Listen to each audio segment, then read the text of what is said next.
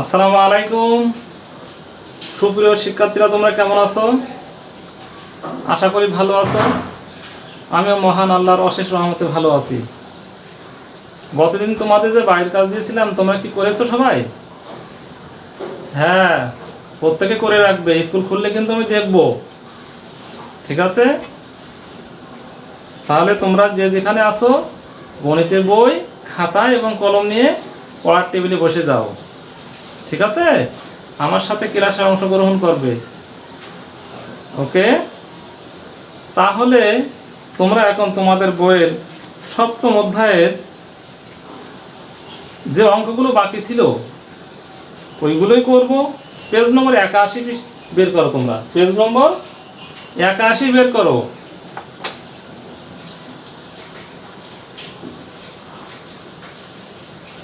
গতদিন আমরা কত নম্বর পর্যন্ত করেছিলাম বলো তো? হ্যাঁ, 4 নম্বর পর্যন্ত করেছিলাম, ঠিকই বলেছ। তাহলে আজ আমরা 5 নম্বর থেকে শুরু করব। প্রথমে আমরা 5 নম্বর অঙ্কটা পড়ি। তোমরা আমার সাথে তোমাদের বইয়ের অঙ্কটা মিলাও এবং বোঝার চেষ্টা করো। দুইটি খাতার মূল্য 60 টাকা এবং একটি কলমের মূল্য 45 টাকা 60 পয়সা। বিজয় দোকানদারকে এই জিনিসগুলো কেনার জন্য 500 টাকার একটি নোট দেয়। দোকানদার বিজয়কে কত টাকা ফেরত দেবেন? প্রশ্ন হলো, দোকানদার বিজয়কে কত টাকা ফেরত দেবেন? তাহলে আমরা কিভাবে নির্ণয় করব এটা? আমরা দোকান থেকে দুটি খাতা কিনেছি, একটি কলম কিনেছি। ওই দুটোর মূল্য আমরা যোগ করব, তাই না? যোগ করে বের করব যে আমাদের মোট ক্রয় মূল্য কত। এরপর আমরা যে 500 টাকার নোটটা দিলাম দোকানদারকে, ওই 500 টাকা থেকে আমাদের ক্রয় মূল্যটা বিয়োগ করলে বাকি টাকাটা আমরা বিজয়কে ফেরত দিতে হবে, তাই না? হ্যাঁ, ঠিকই বলেছো। তাহলে চলো অঙ্কটা করা যাক।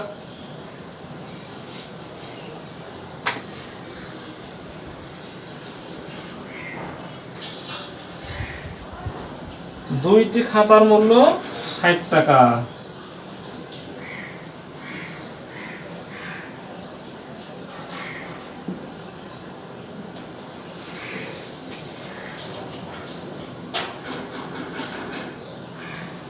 একটি কলমের মূল্য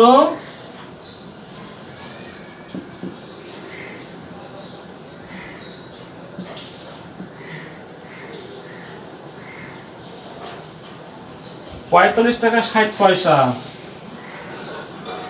60 টাকা 0 পয়সা।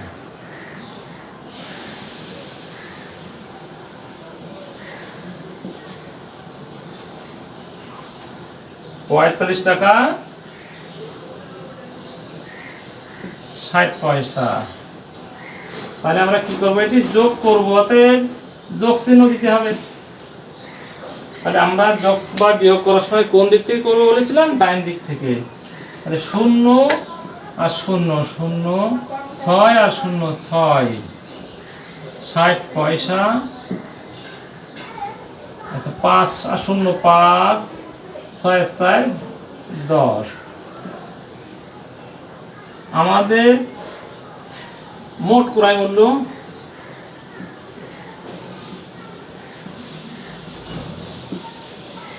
105 টাকা 60 পয়সা, তাই না? তাহলে বিজয় দোকানদারকে কত দিয়েছে? 500 টাকার একটি নোট।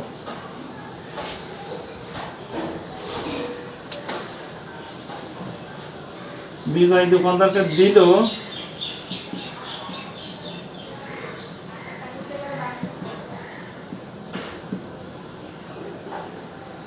500 টাকার একটি নোট, অর্থাৎ 500 টাকা।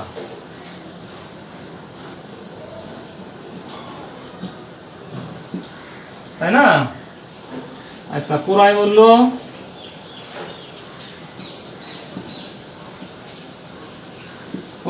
কত? 105 টাকা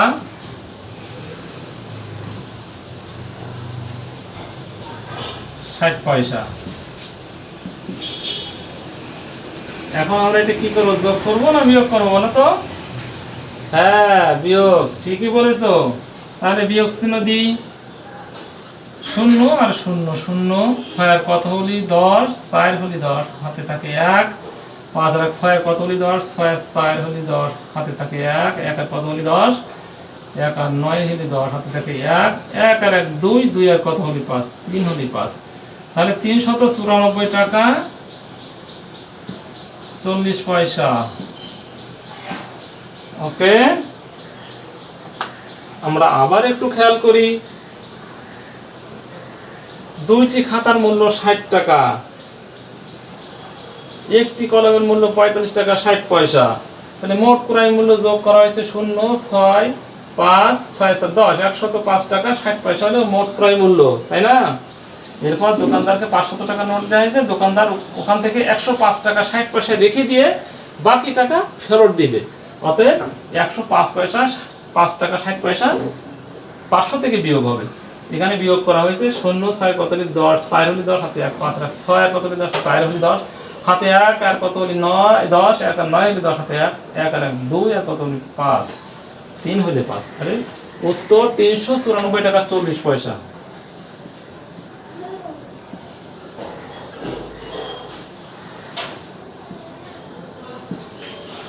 এই তাহলে তোমরা দ্রুত তুলে নাও অঙ্কটা। ওকে, আমরা এখন পরের দাগ নম্বরে যাব।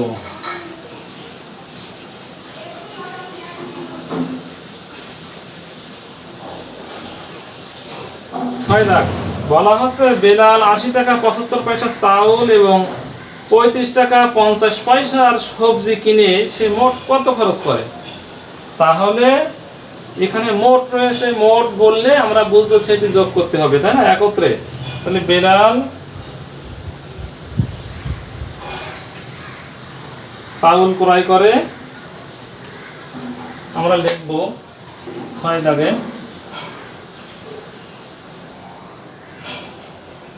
বেলাল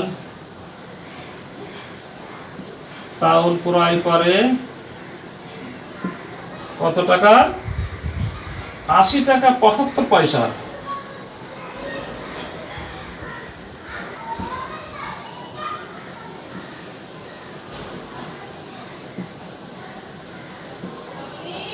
এরপরে সবজি ক্রয় করে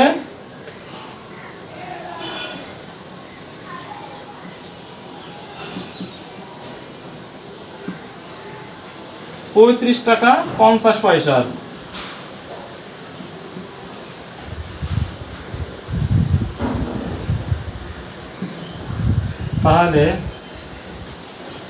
তাহলে সে মোট খরচ করে, সে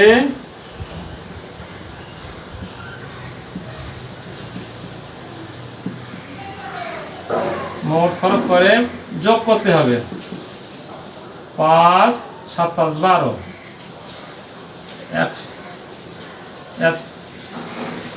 এখানে আমরা একটা জিনিস খেয়াল করি, 75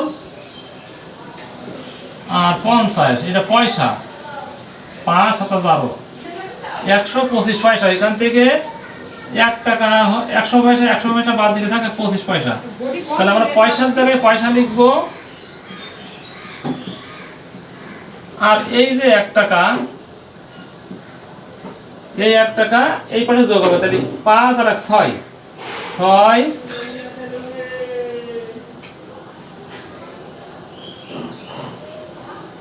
5 আর 1 6, 8 আর 3 11।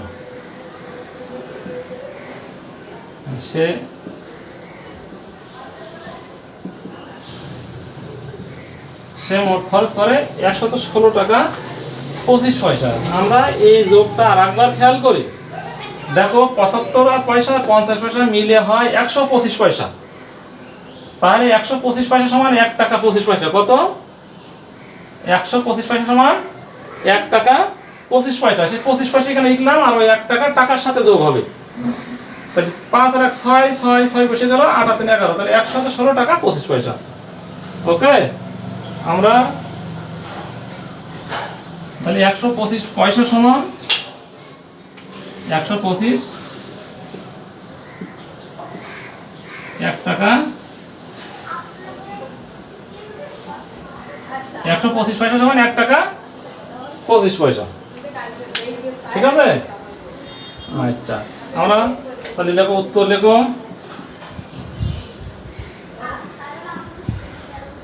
116 টাকা 25 পয়সা। সবাই বুঝতে পেরেছো? থ্যাঙ্কস। তোলা শেষ তো? আচ্ছা, দ্রুত তুলে নাও।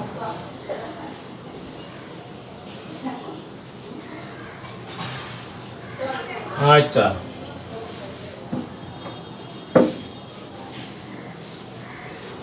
তাহলে এখন আমরা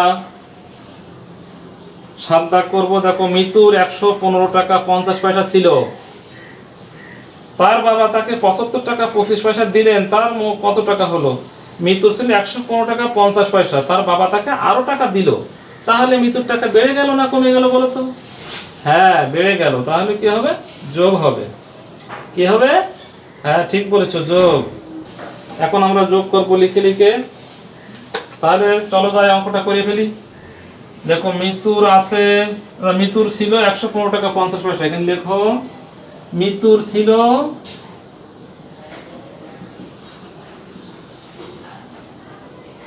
115 টাকা 50 পয়সা।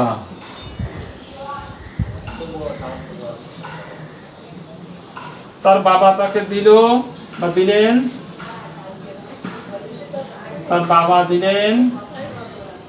যেহেতু বাবা একজন গণ্যমান্য শ্রদ্ধেয় ব্যক্তি, এজন্য দিলেন লিখতে হবে। 75 টাকা 25 পয়সা।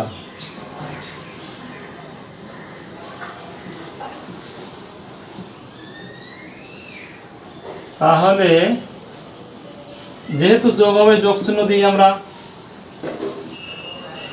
5 আর 0 5, 5 আর 2 7, 75 পয়সা। 5 আর 5 10 শূন্য হাতে 1, 7 আর 8 8 9, 1 করতে 1। তাহলে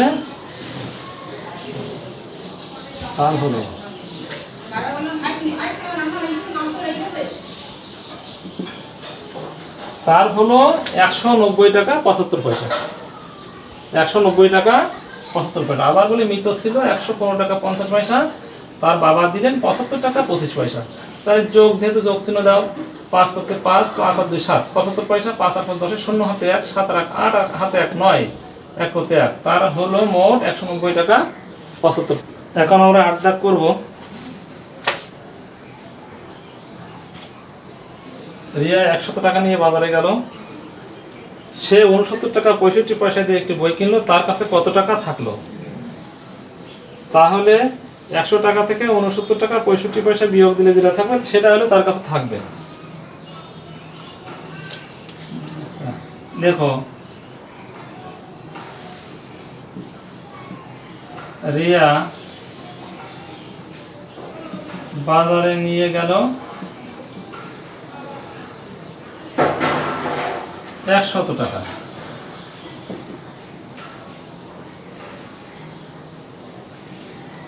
শূন্য পয়সা। এরপর সে বই কিনলো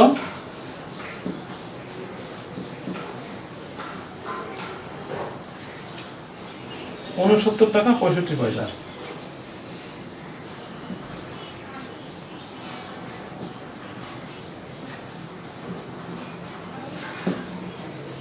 তাহলে আমরা এটি কি করব? বিয়োগ করব। অর্থাৎ বিয়োগ চিহ্ন দেব। তার কাছে থাকলো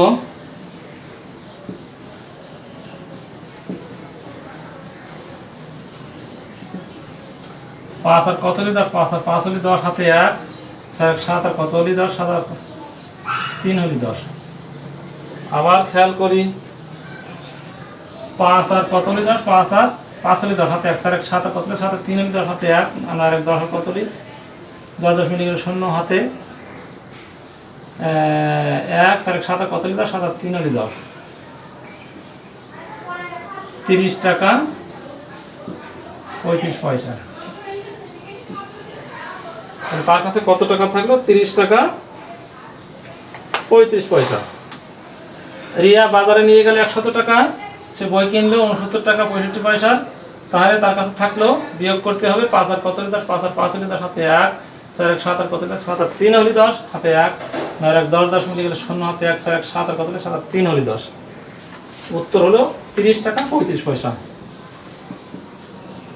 30 টাকা 35 পয়সা।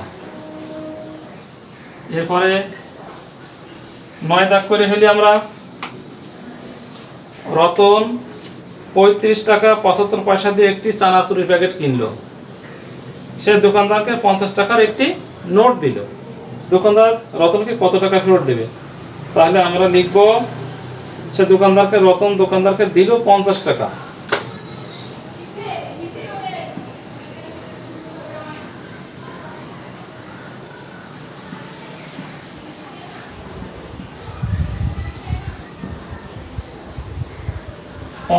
টাকা 0 পয়সা। চানাচুর কিনলো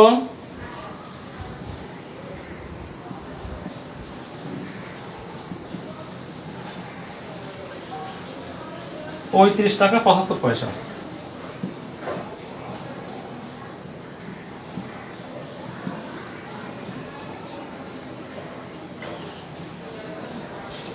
দোকানদার ফেরত দেবে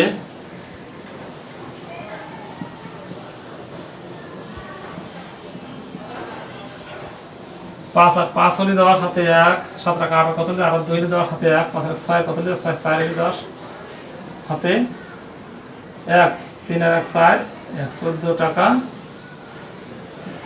25 পয়সা। উত্তর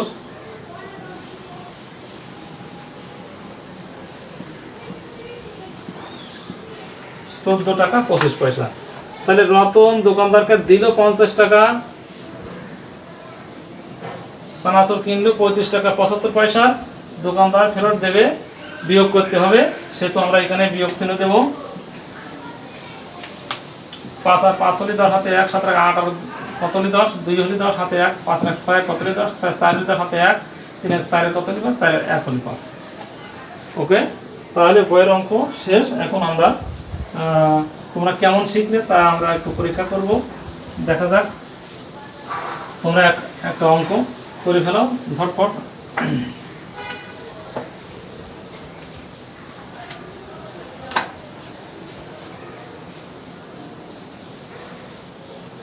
রিমা 85 টাকা 75 পয়সা দিয়ে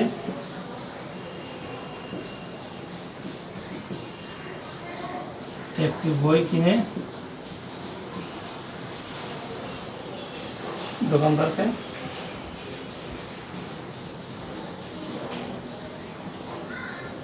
100 টাকা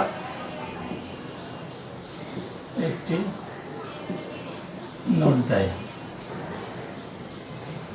এখন প্রথম প্রশ্ন হলো,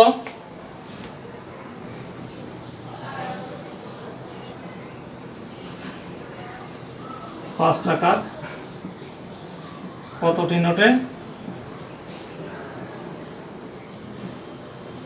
100 টাকা হবে?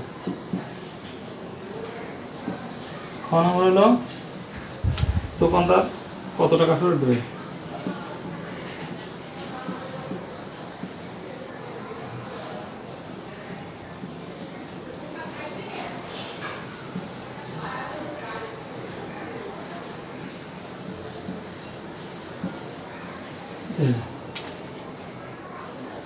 গ নম্বর হলো, সে যদি আরো 10 টাকা দিয়ে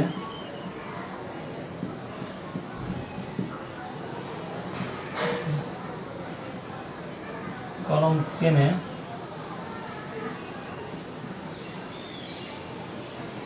তাহলে তার কাছে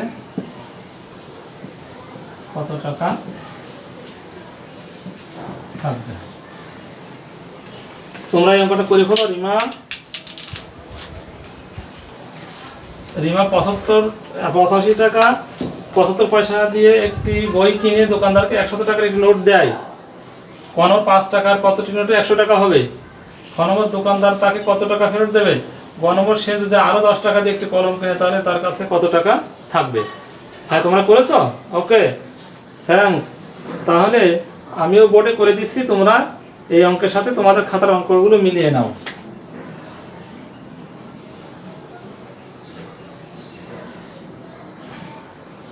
তাহলে 100/5 =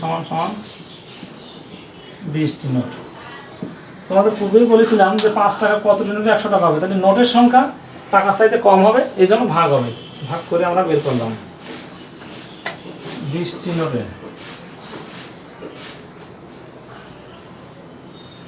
হওয়া দা গেল 81 পৃষ্ঠার 5 নম্বর হুবহু। 81 পৃষ্ঠা 4 নম্বর হুবহু। তোমাদের খাওয়ানো দোকানদার তাকে কত টাকা ফেরত দেবে? তাহলে 81 পৃষ্ঠাতে 4 নম্বর করে দিয়েছি আমরা, ওইটা হুবহু, তোমরা ওটা দেখে নেবে। এরপরে গ নম্বর,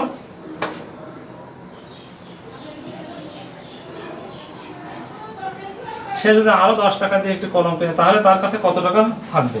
তাহলে সে খরচ করেছে 85 টাকা 75 পয়সা। তাহলে বই কিনলো,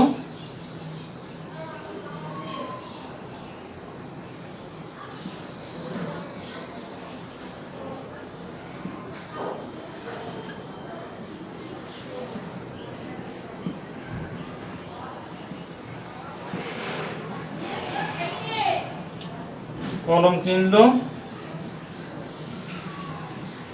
10 টাকা।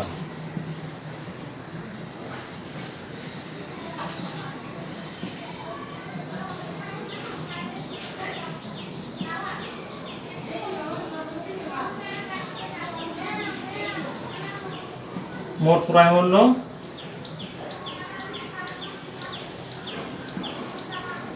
95 টাকা 75 পয়সা।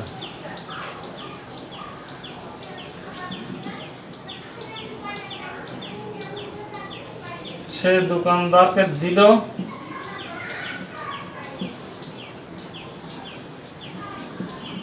100 টাকা 0 পয়সা।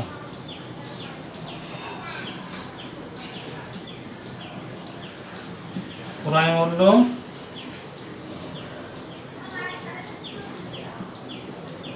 95 টাকা 75 পয়সা। তাহলে আমরা একটা বিয়োগ করব। 5 7 8 কত হলে 2 দিতে হাতে 8 60 টাকা 25 পয়সা। তো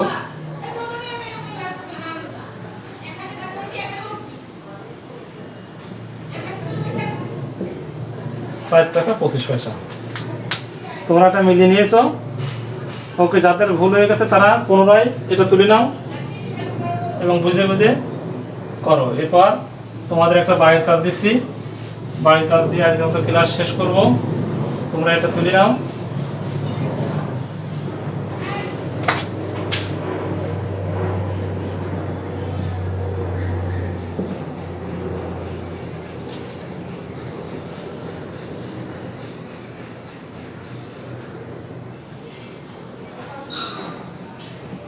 তোর 115 টাকা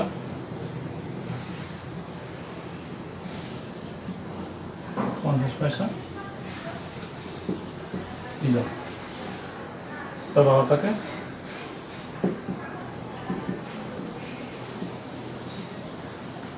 75 পয়সা 75 টাকা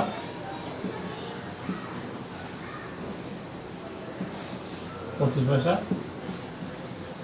দিল। ক নম্বরে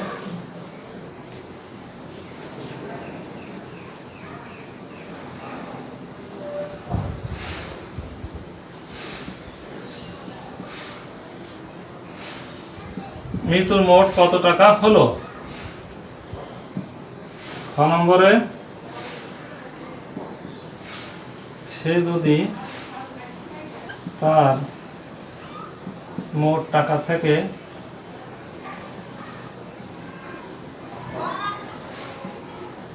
তার ভাইকে 50 টাকা 25 পয়সা দেয়, তাহলে তার কত টাকা থাকবে?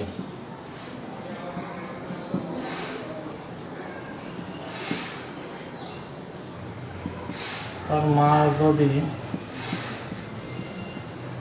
আরো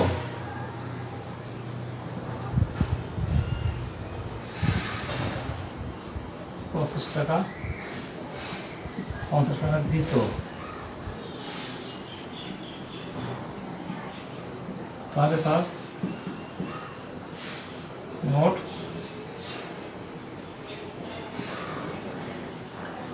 কত টাকা হতো?